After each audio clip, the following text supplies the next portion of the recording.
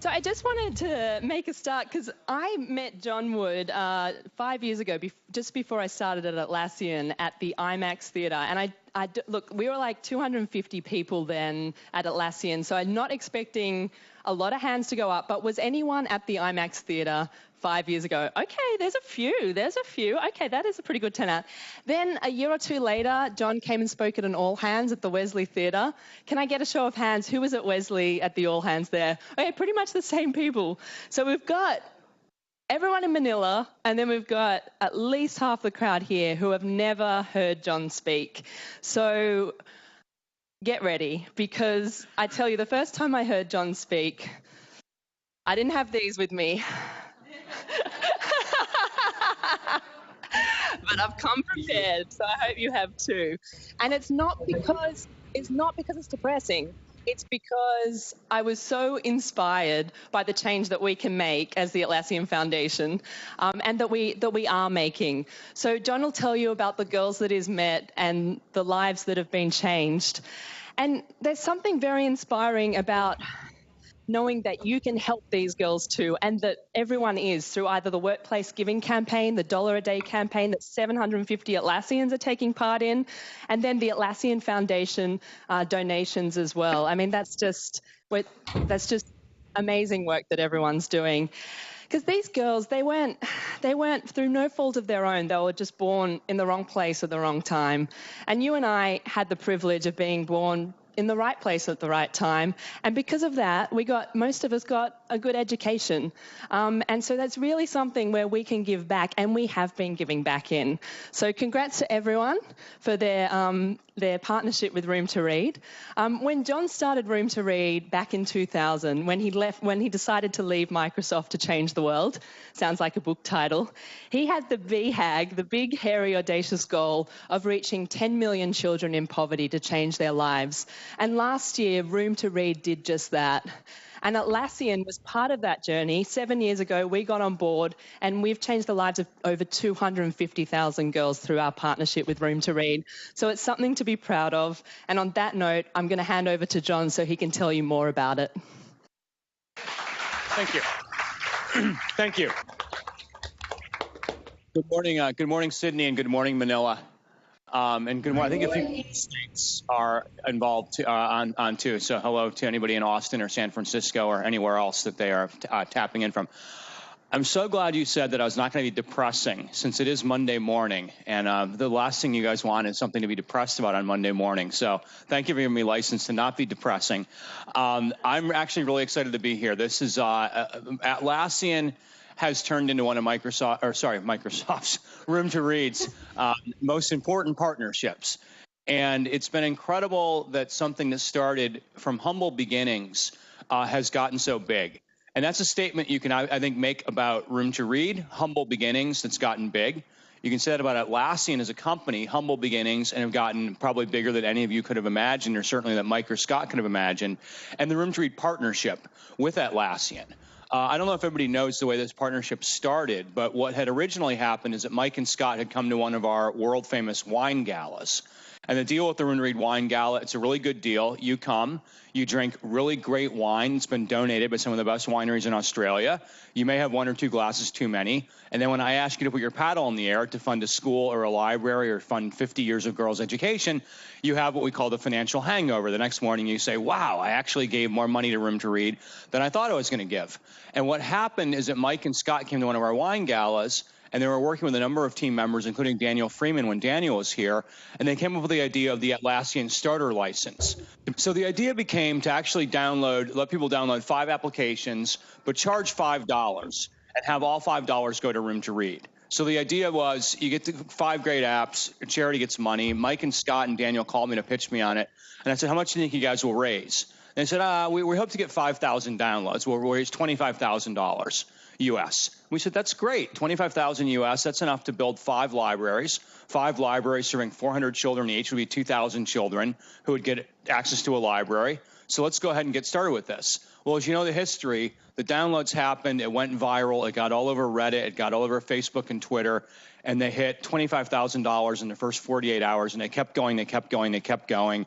They had $100,000 within a couple of weeks. And that wonderful ceremony we had on a boat out in Darling Harbor, within a year, you all were presenting Room to Read with this giant oversized check for $1 million US. Now think about that for a minute. That was 40x overperformance on what was expected. $25,000 was the original goal. We got up over $1 million. I think life to date, the starter license and the Atlassian relationship has generated about over $5 million of support for Room to Read. And think about that for a second. When it costs us only $300 US to put a girl in school for 1 year through our long-term girls education program and give her everything she needs to be successful, when it costs us as little as $5,000 to $6,000 to set up a library serving 400 children, a little bit of money goes a long way. When it costs us $1 to print one local language book, a little bit of money goes a long way. But what you all have done for us is given a lot of funding to let us get to significant scale. 250,000 kids in Cambodia, 250,000 kids have been impacted by Atlassian support of Room to Read. You've chosen as a company to focus your resources on one country, a country in great need, Cambodia. And as a result of that, we've scaled Cambodia significantly to the point now where we have entire provinces where every single school in that province has a Room to Read library with Khmer language children's books, with trained teachers, with trained librarians, with systems set up of research monitoring and evaluation. And that's what Atlassian has helped us to do. So we're really grateful for the partnership, and we hope to continue it. The $1 a day program is another great innovation. I love this program because any employee can simply check a box and say, yes, payroll deduction, $1 a day. A girl goes to school for a year. The foundation matches it. 2 girls get to go to school for a year. That's something we're taking to other companies around the world and challenging them to adopt the Atlassian model. Some of you may also know that other companies have now adopted the Atlassian starter license model. Nuix, this company here in Sydney that makes legal discovery software. And you may have seen them in the paper because it turns out their software was used to do the indexing on the Panama Papers. When the journalists got access to those troves of data and needed to actually index them, it was Nuix's software that was used to do that. Nuix started a starter license 4 years ago in honor of Atlassian's model called Proof Finder. It's a $100 application. All $100 goes to Room to Read. Every year now, Nuix donates between $75,000 and $100,000 to Room to Read. Rovio took your approach and actually allowed Angry Birds users to download a do-gooder shield for a month, and it was like €5. You download the shield, that money goes to Room to Read. So software companies around the world are using this model now to help us raise money, the model that started with Atlassian. And what we'd ask all of you to do is please spread the word, because if we could have 5 more Atlassians or 10 more Atlassians doing starter license campaigns, doing $1 a day campaigns, it would allow Room to Read to bring education to many more kids all around the world. Let me give you a quick state of the nation, a state of the union report as to where Room to Read is. Melissa mentioned last year we hit our big milestone. Originally, we said 10 million kids by 2020. It seemed kind of a crazy, hubristic goal because when I left Microsoft, I didn't have a gazillion dollars. I wasn't setting up a fancy foundation with nice offices. We were setting up just a scrappy, cheap and cheerful NGO that didn't have much of a budget, didn't really have much experience, but we had a big dream and a big goal, and that was to reverse this whole notion of the lottery of life. At Room to Read, our goal is to go out in places like rural Bangladesh, the slums of India, rural post-apartheid South Africa, and tell all those kids, no more losing the lottery of life. You've won the lottery of life because Room to Read is coming to your village, and you're going to have a chance to get educated. We've now reached 10.7 million students across the 10 countries of operation, which are Cambodia, Vietnam, Laos, Bangladesh, India, Nepal, and Sri Lanka, South Africa, Tanzania, and Zambia. We also, in the last years, have started working in Indonesia. We have a new model called the Room to Read Accelerator. What we're doing through the Accelerator model is we're taking our 15 years of intellectual property of how we do research, monitoring, and evaluation, how we do teacher training, how we do local language publishing, how we run the long-term education program for young women, and we're training like-minded NGOs. So I hate to use the Intel Inside analogy as an ex-Microsoft guy, but and everybody's like, what's Intel? But what's Microsoft? But it's a little bit like that model where you take your IP and you train like-minded NGOs to implement your programs. So we now have our first libraries and our first Bahasa language children's books published in Indonesia, and we're announcing next month a major grant that'll take us to significantly higher scale in Indonesia. We just received a grant last month to take Room to Read's work into Rwanda. It's a $5 million grant over 5 years that will allow us to expand into Rwanda as our our fourth African country. So we're very excited by that. We're doing our first accelerator work in the Caribbean. So we think about the Caribbean and how close that proximity is to a wealthy country where I come from and where many of us have worked. And you look at the poverty in the Caribbean, Room to Read's excited to be part of the solution there to be doing our first projects. The literacy program continues to grow at significant scale. We now have 18,700 communities that have benefited from our library and literacy program. That number should be close to 20,000 by the end of this year, which is a pretty incredible number to think about. The first library in little Bahundanda, Nepal opened in 1999. And we thought maybe one day we'll open our 100th library or our 1,000th library. We're now approaching 20,000 communities that have benefited from our work. Our local language publishing program continues to grow. As many of you may know, one of the biggest problems of literacy in the developing world is that the for-profit publishers don't publish books in languages spoken by poor people. Why would you? There's no profit incentive. When families live on $1 a day or $2 a day, there's no money left over for books.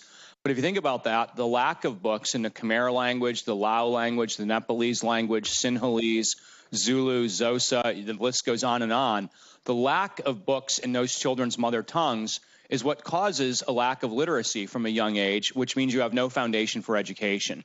So Room to Read is very proud. We are working with local authors and local artists. We are literally finding the J.K. Rowling of Cambodia. We're finding the Dr. Seuss of Sri Lanka. We're finding the Tintin of Tanzania. But we're doing it at scale. We've now published over 1,150 original children's books using local authors and local artists. And we stress the word local because Room to Read is not about sending highly paid expats to drive around in Land Rovers and tell the local people what to do. We're all about local empowerment. It's Cambodian employees in Cambodia. I know a few of you have been to Cambodia to meet our incredible local team. And they work with local authors and local artists so that the kids in Cambodia have culturally relevant books they can relate to. In their books, they don't see a suburban ranch home with a Volvo station wagon in the driveway. They see a house on stilts, maybe with a canoe tied up out back, so kids see the world that looks like them. Through the power of that local language publishing program, we've now been able to put 17 million books into the hands of young kids all around the world. 10.7 million kids today have access to our libraries and our schools and our literacy programs, and that number will increase to at least 15 million by 2020. So we hope Atlassian stays with us on this journey because the next 4.5 years will see us reaching at least 4.5 million additional children. And I got to say, 1 million additional students per year is a really nice, I think, ambitious number for us to be able to reach that many kids each and every year. We mentioned also the girls' education program. Many of you are sponsoring young women in our girls' education program. I want to just stress quickly that Room to Read is not anti-boy. I see a lot of former boys in the audience, and I'm a former boy, and I want to be clear that when we do our literacy program and our school construction program, that's meant to benefit both boys and girls equally. But the issue is one of uptake. Quite often you see more boys enrolled in school than girls, and quite often girls have very high dropout rates as they transition from primary school to secondary school. Now, we all know the world changes when you have a generation of educated butt-kicking women, and that's what Room to Read wants to help do. So that's why we have the girls' education program starting in secondary school to make sure that girls stay in school, that they have mentors, they have material support, they have bicycles, they have school supplies, and they have strong local women on the Room to Read staff who work with them, make sure that they have everything they need to succeed in school. As of now, we have over 37,000 girls and young women enrolled in this program, which to me is an incredible thing. I can still picture the first cohort of 6 young women in Nepal who entered the program in 2001. And just those 6 lives, we thought, well, if we change those 6 lives, that's going to eventually affect 12 or 18 kids who will have an educated mother, and then it'll eventually affect their grandkids because we know that educated women marry later, they have better economic prospects, they have healthier families. And we started off with just those 6 young women in the program. Today, over 37,000 young women are in the program. 95% pass to the next grade, which is pretty incredible because if you think about it, if you're born poor, female, in a rural village, in a poor country, to parents who are not educated, you have 5 strikes against you. The world expects these young women to fail. Room to Read, through our local social mobilizers on our staff, we tell the girls we expect you to succeed, and every year between 94 and 96% pass to the next grade. What's more incredible is what happens when they graduate. We tell the girls, as soon as you finish secondary school, Room to Read's done. We can't help you anymore because we don't have the budget and we're aware of the risk of scope creep. But we do include in our life skills training, we teach the young women how to find scholarships, how to find work study, how to maybe save micro contributions from your family so you can eventually go to university. And what's great to see now is that 72% of our graduates, the young women who finish our program, are moving on to university and tertiary education. So we had set an ambitious goal for them to finish secondary school. And what they've now told us is that goal is not ambitious enough. They want to do even more. So that's very exciting. We announced about 2 months ago a very ambitious goal to actually increase that program from 37,000 young women today to 50,000 young women by the end of next year. So just as with our literacy program, we have very, very ambitious growth plans to grow that program to have at least 50,000 young women in the program. And so I think what makes me most excited is when you read the newspapers, there's a lot of very depressing things going on and a lot of actors and nefarious forces who want to set the agenda for young women around the world. You can look no further than Boko Haram or ISIS or Al-Qaeda to see very screwed up, very backward-looking ideologies about what the role of women and young women in society should be. Room to Read, we're all about taking action. We're all about optimism, and that for us is the most optimistic thing we can do is to say we're not going to stop at 37,000.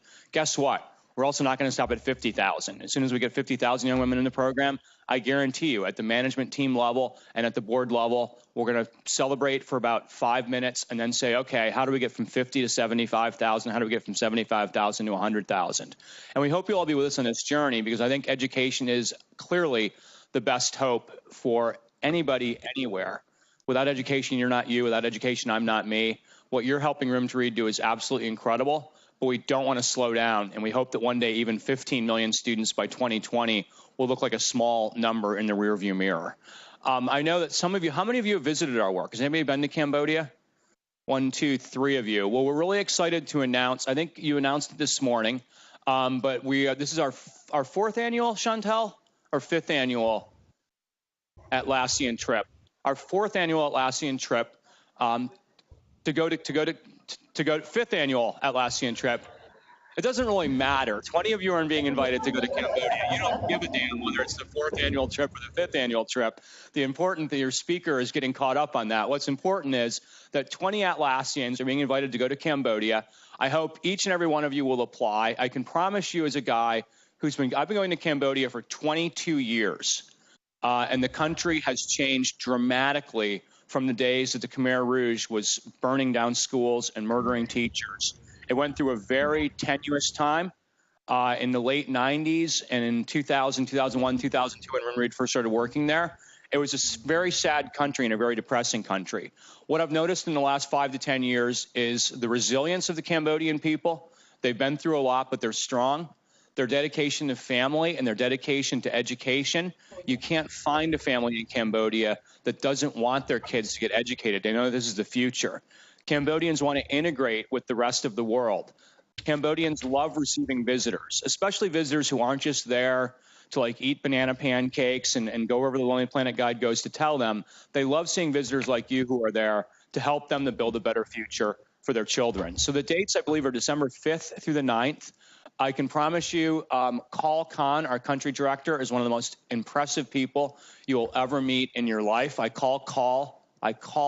His name is spelled K-A-L-L, but I refer to Call as my Cambodian brother. This is a guy who survived the Khmer Rouge. He lost his parents on day one. His parents were both murdered by the Khmer Rouge on day one. They were urban intellectuals. And his parents had told him before they were taken away, no matter what happens, Call, you must study. You must get a degree. Well, it took him a long time because he ended up hiding in the forest. He was a scared little boy. He eventually got to a refugee camp. He eventually got himself an education, and he could work for anybody. He could work for Atlassian. He could work for Toyota. He could work for Nissan. I mean, I'm guessing Elon Musk would probably hire Call. He's a really, really super smart guy who could make a lot of money in the private sector. He chooses to work for a social sector salary for Room to Read because in Call's words, if we don't get education for Cambodia, there's no guarantee that history does not repeat itself. So he's a huge believer in education. Our local team in Cambodia is second to none. They're joyous. They're GSD, get shit done. They're very, very efficient. They're very wonderful hosts, and we hope as many of you as possible will take advantage of the fact that 20 of you get to spend 4 days in Cambodia, one of the greatest countries in the world. But what makes it really, really great is being out in rural villages that few tourists will ever see, interacting with the local communities in a way that few tourists ever will, because you're there as part of the solution. And I can tell you, having done 50-plus trips to Room to Read project sites, there is nothing quite as sincere and nothing quite as motivating as meeting a parent or meeting a grandparent. We've had grandmothers literally hold our hands as they tell us, I can die now, that I know my granddaughter's going to finish school. Parents who have tears of gratitude saying, my child is the first ever in my family to read. Or 2 years ago in Sri Lanka on one of our trips, it was very, very cool. We had a mother come up to us and tell us that her fifth grader was going to this school, but they didn't have a literacy program. And Room to Read had just started the school's first literacy program that year, and her second grader was enrolled in it. And the mother told us that now her fifth grade son had to come and ask his second grade brother for help with his homework because the second grader had 1 year in a Room to Read literacy program and 1 year in a Room to Read library. So meeting these families is a lot of fun. I hope many of you will take advantage of it. I know that we're excited for this year's edition of the Trek and hopefully many, many future years. So I've, as usual, gone over my allotted time. I get very, very excited when I talk about Room to Read, so I apologize. I've gone over my allotted time. But I do think we have a couple minutes for Q&A if we want to go ahead? Okay. Well, in closing, Chantal, Janelle, and the back are part of our incredible Australia team, and I and all 1,000-plus employees of Room to Read, thank you for your generous support. Thank you for helping us to change the world. There's a lot of talk about changing the world. Talk doesn't change anything. What changes is action. What changes is a get shit done attitude. And what Atlassian is helping Room to Read to do each and every day is you're saying to us, keep going, keep going, keep going. More girls, more libraries, more books, more literacy, more education for the world. So we thank you for the partnership, and we really hope we just keep going along together and getting a lot of stuff done for these kids who now, thanks to all of us, have won the lottery of life. Their life has changed forever thanks to this partnership. Thank you.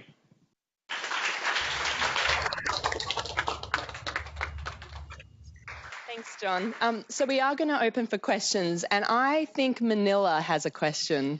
Manila, don't let me down. Can we hear you? Can we hear you, Manila? Yes. John, I'm going to get John a chair, and someone in Manila starts. We're going to have a question time for about 10 minutes, and then in Sydney we're going to have mingled coffee time with John. Okay, Manila. Going into Cambodia, John, what was the most inspiring thing that pushed you to kick off something in Cambodia? What was your first experience when you went there? For me, I mentioned I've been going to Cambodia for 22 years. I first went there just as an adventuring backpacker during my days with Microsoft. I had had a business trip that combined Sydney and Hong Kong, and Cambodia was just a convenient place to go spend the weekend and be a bit of an adventurer. In 1994, the Khmer Rouge were still in the jungle. They hadn't yet fully surrendered. The country was just beginning to rebuild. And in Siem Reap, where Angkor Wat is the famous temples, to put this in perspective, there were 3 functioning hotels in a place that now has several thousand functioning hotels where tourism is huge. I hired a motorcycle guide for the day to go out and see the temples, about $5 for the day. And I had a 22-year-old guy who spoke pretty good English, and he put me in the back of his motorbike, and we were just going to be buddies for the day and go out and see some temples. And to tie to the question from Manila, which is a great question, I remember as he was giving me a tour of the village, we passed a building that was had been just this burnt-out shell of a building. It was just reduced to cinders. And I asked him, what was that building? And the guide said, that was our community school. And I said, what happened to it? And he said, the Khmer Rouge burned it down. The Khmer Rouge killed the teachers, and the Khmer Rouge burned down our school. And I said, well, are you going to rebuild it? And he said, well, many people come here, and they tell us that they will help us, but we never see them again. And I said, who? Name names. Who comes here and tells you they'll help you? And he says, government officials come here, United Nations agencies. We have people coming in Land Rovers, and they promise us they're going to help us. He said, I've had tourists come through, and they say, oh, that's a shame, I'll help you. And he repeated the words, we never see them again. And I vowed at that point, and I don't know how I was going to do it because I was very busy in my career. I was only 4 years into my career with Microsoft, but I vowed to not be that guy. I didn't want to be that guy who said, I'll help you, and then never come back. And what I'm most proud of now in Cambodia is there's over 2,000 villages in Cambodia that have a room to read school, that have a room to read library, or that have the room to read girls education program. In many cases, the community may have all three of those programs. So I think what I'm my biggest memory of Cambodia is just that guide. I've lost touch with him. I don't know where he is, but I hope that somewhere he's driving around right now, whizzing past all these beautiful new schools and whizzing past all these beautiful new libraries that have a room to read logo. Many of them have an Atlassian dedication plaque. And I hope that that guide is scratching his head saying, I wonder who Atlassian is. I wonder who room to read is. But whoever they are, God, they really came back. That's great. Thank you, John. Okay, fantastic.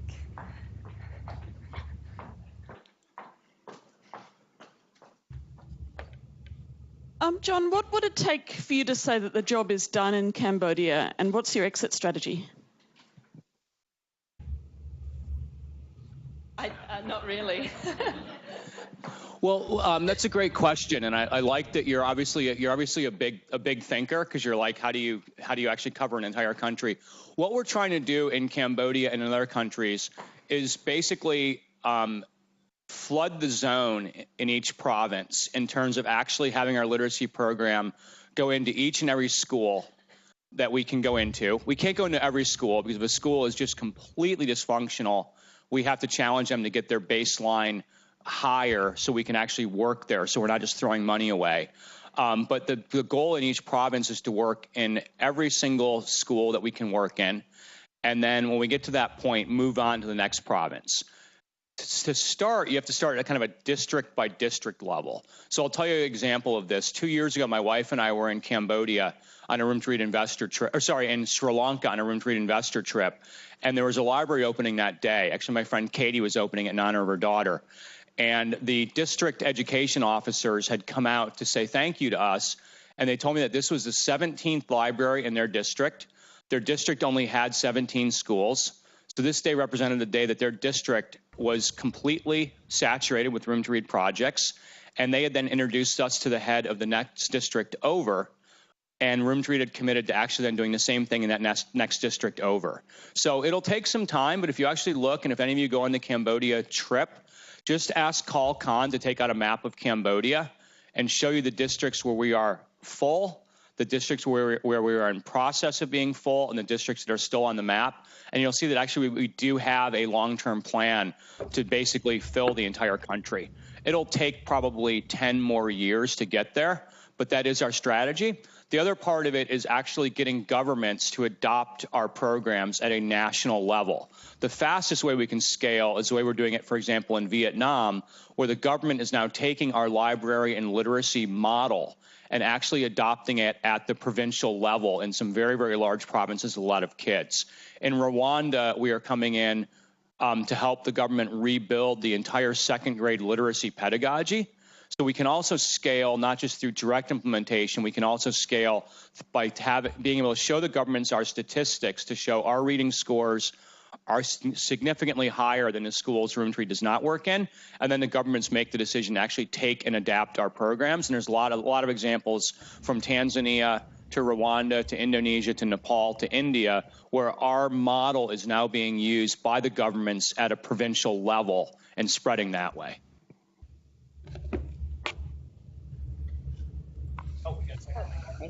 Sorry, Abby. On. You've mentioned the incredible community support and things that you get in Cambodia, and it's an amazing story.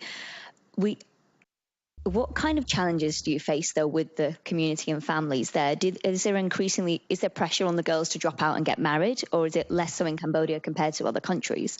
And how do you overcome those challenges? Yeah, specifically to the girls and young women, I think there's economic challenges. There are times that families will say, well, gosh, if our 14-year-old daughter drops out and goes and works in a garment factory, we'll make more money. There's pressure on early marriage.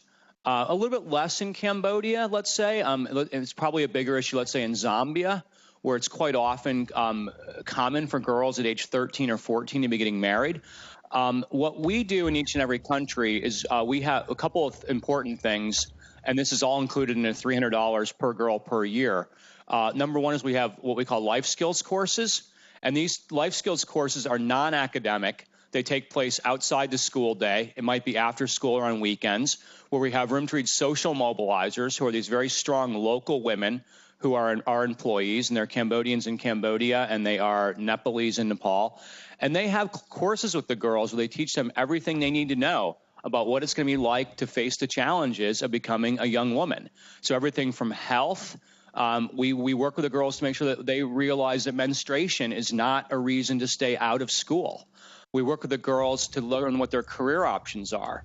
We work with them on understanding the benefits of delaying marriage, the benefits of having fewer children or waiting to have children until they have completed their education. And so those are the ways we try to make sure that we are intervening with the young women, not just academically, but also to help them get ready for everything they're going to need. So the Life Skills Matrix, if any of you go to Cambodia to see it, it's incredible what we cover with these girls. We're literally covering everything from what to do in the event of a flood, what to do in the event of a fire, how to have a savings plan, how to talk to your mother and father about the importance of finishing secondary school. The list goes on and on and on and on. But we are, in some cases, we're actually teaching them about business and entrepreneurship as a potential opportunity for them. So those life skills courses, a young woman who enters our program in grades 7 or 8, over the course of 5 or 6 years, she may have 50, 60, 70 opportunities to sit in on a life skills program that Room to Read is teaching. And we also have corporate partners who have now come in on this. So, for example, as one quick example, we're partners with Hilton. Hilton gives us free room nights to save overhead. I'm staying here for free. They also give us auction prizes for our galas. But they also do a job shadowing program where young women in India and Sri Lanka can go spend the day at a Hilton hotel and learn about everything from the job of sous chef chopping vegetables to the job of waitress or waiter to the job of front desk clerk, and learn about potential career options to give them that kind of visibility to what they can do in life. Thanks for your talk, John. That, I can't agree more about education being sort of the critical baseline. With your scaling rate, how do you measure and make sure that you don't grow the program too fast and make it too thin on the ground? Yeah, that's a great question. Program quality is something that we've spent a lot of time really thinking about and assessing. Is obviously there's no sense in scaling something if it doesn't work. If you have a piece of buggy software, you don't want 1 million people to download it. It's a piece of buggy software. Thinking about the analogy, we don't want to have buggy software at Room to Read. If we have a literacy program that's not working, there's no sense scaling it. Thankfully, we got some really great advice about 8 years ago. Melinda Gates, who is a very brilliant philanthropist, who also happened to be my first boss at Microsoft. Melinda signed my offer letter. One day I'm going to auction it off on eBay to make some money for Room to Read. But I went to see Melinda about 7 years ago to ask her for a major grant from the Gates Foundation. And we sat down over lunch. We had this very, very long lunch. It was great, just the two of us. And about half an hour in, she said, okay, here's the deal. I'm not going to fund a single library. I'm not going to fund a single school. I'm not going to fund a single girl or a single book. Here's what I will fund. I will fund the build out of a program of research, monitoring, and evaluation so that Room to Read can prove the efficacy of your work. And you can see, where are you strong? Where are you weak? Where do you need to get better? And she said, if you can prove what you're doing works, then the smart money will find you. So 7 years ago, we set out to build an entire team, an entire department for research, monitoring, and evaluation. If you go to roomtoread.org, you can totally geek out on all of our data. All of our RM&E data is up there. We're very fortunate that Matthew Jukes, who is a professor of education at Harvard's Graduate School of Education, resigned his position to come build and lead our unit and to have us. And I think we have one of the best research, monitoring, and evaluation teams in the business. So they can show you, for example, that in India, in grade 2 at the Room to Read schools, kids are reading at 41 words per minute. In the control schools where Room to Read doesn't work, kids are reading at 14 words per minute. In Bangladesh, we can show you our schools, Room to Read kids are reading at 52 words per minute. In the control schools, kids are reading at less than half that amount. We also test comprehension levels, because obviously it doesn't really do you any good to read quickly if you don't comprehend what you're reading. We test comprehension levels. We test how quickly kids can write.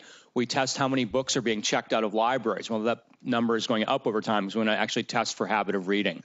So I could geek out in it for a long time because I literally just downloaded on Friday our latest research monitoring and evaluation report, and it was environmentally hazardous because I didn't realize it was like about 75 pages. But literally, that's the amount of data that we are tracking. And if anybody wants to go to roomtoread.org, you can check out all of our program quality and all of our program reports that show the efficacy of what we do. And I think part of being transparent, part of our commitment to transparency is from the very beginning, when we've hired outside evaluators to evaluate our work and report back to our leadership team of where we're strong, where we're weak, we have always posted those documents up on our website immediately. And we're not blacklining the bad parts. Transparency, obviously, is not about telling the world where you're good. Transparency is about telling the world where you're weak and where you need to do better. So we're very committed to being transparent and actually sharing those evaluations with the public so they can see where we're strong and where we're weak and need to get better. That answer? Okay, great. Hi. You mentioned career opportunities for kids who finished secondary school before. I was wondering, presumably for this to work well, there needs to be some scalable set of educated career opportunities or ways that they can make use of the education they've had. I was wondering if you could sort of describe not just the career opportunities, but is there a growing set that will be available as more and more children are educated and that kind of thing? Yeah, there definitely should be. If you think about it, 37,000 young women in the program today. They're all in grades 6 through 12. So that would mean ideally, 35,000 plus should finish the program if you have your normal dropout rates over the course of the next 6 years. We'll add 13,000 additional young women to the program in the course of the next 2 years. So if you then project that out 6 years, 7 years, there's tens of thousands of young women who should and will be finishing secondary school. One of the things we look at with the countries we go into is all of the things held equal. We would rather work in countries that have a rising economy as opposed to a stagnant or declining economy, because we do want these students when they graduate to have career options. So if you look at it, for example, Vietnam, which has had a decade plus of 7 to 8% economic growth, is a good place for us to work. Not only because the government can put in co-funding to the programs, but also ideally when these students graduate, there are economic opportunities for them. A little bit less opportunity, let's say in Laos, for example. We do a lot of work in Laos. That's a more difficult economy. India, for the most part, great economy, great possibilities for these students when they graduate. So that's one thing we look at with new countries. One reason I'm personally excited that Room to Read's going to be working in Rwanda is one of the bright spots economically on the African continent. And so it makes a lot of sense for us to be able to go in and work there. Hi, Joe. Yeah. So I think the type of work that you're doing is amazing because, like, in countries like those ones that you're working on, the situation is really bad for all the kids, not only girls, because of governments and how they behave and treat the educational systems in their countries. I was interested in the part in which you talked about rolling out that model to governments, and I think that it must be a very challenging part of your job, like scaling and getting governments to adopt that program. So on that, I would like to know if you have any successful examples in which that worked, as well as like how your organization is tracking if those governments are following through with their promises or program and results. And those are great questions. I can give you a couple of rather quick examples. One of them is rather funny, and I wish Erin, our CEO, who's my co-founder, was here because she was the one who had to chip away at this. For a long time in Vietnam, there was a mandated library period where every single student was on their student schedule was required to go to the library. That period was 5 minutes per week. doesn't really make sense, right? 5 minutes per week, you're not going to be able to do much reading. So Room to Read's local team lobbied and lobbied and lobbied at the government level, at the provincial level, the province we were working in, to say this is ridiculous. Why are we? And yes, the kids might use the library after school. They might use it on weekends. But what is the best possible way to get a child into the habit of reading? That's when the teachers say, okay, students, it's library period. It's Monday morning at 10 a.m. and you have maybe two half-hour periods per week where the kids are encouraged to go to the library. So the team chipped away, and finally got an agreement from the provincial government of Vietnam and the provinces we worked in to actually do exactly that, to have 2 mandated library periods, not just in our schools that we work in, but in every single school across the province. Another example of this is in Cambodia. Our country director, Carl Khan, was frustrated because in Cambodia, about 3 years ago in Cambodia, the librarians were paid about half the salary of what the teachers were paid. Somebody in the education ministry had decided that librarians were less valuable. Well, we can all guess what happens. If the person sitting next to you is doing the same job or the equivalent job, but you're making half of what they're making, you probably feel like that's not very fair, and you're probably less motivated. Carl Khan was very smart. He got together. He didn't just go to the education ministry himself. He convinced 2 of the other largest education NGOs in Cambodia to go with him so they could present a united front, went to the Ministry of Education and said, why are we opening hundreds and one day thousands of libraries if you're not paying the librarians an adequate salary and they're not motivated? Long story short, and it took a while, but they actually got the national policy changed so that the government would actually pay the librarians the same salary as the teachers. And I think that's, for us, part of what Room to Read is all about, is what we call GSD, just get stuff done, quick wins. If you go at the national level and try to say, we're going to change the entire education policy, lock, stock, and barrel of an entire nation, you'll be sitting in the ivory tower getting nothing done for year after year after year. So a lot of what we're trying to do is get these quick wins done on the ground that then spread to a province and then hopefully one day spread nationwide. And that's happening now, for example, in Tanzania. Room to Read's only been working in Tanzania for about 3.5 years, but we are now being asked to help the government Ministry of Education to revise the entire grade 2 literacy curriculum in the Swahili language, and those changes will actually be implemented at a national level.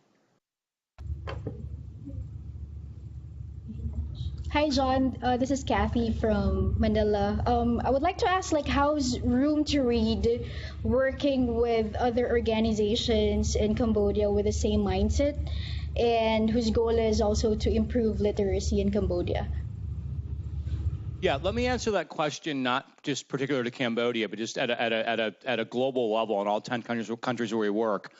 One of our key things we've always tried to do is figure out whether we can partner with other local NGOs to get more things done more quickly.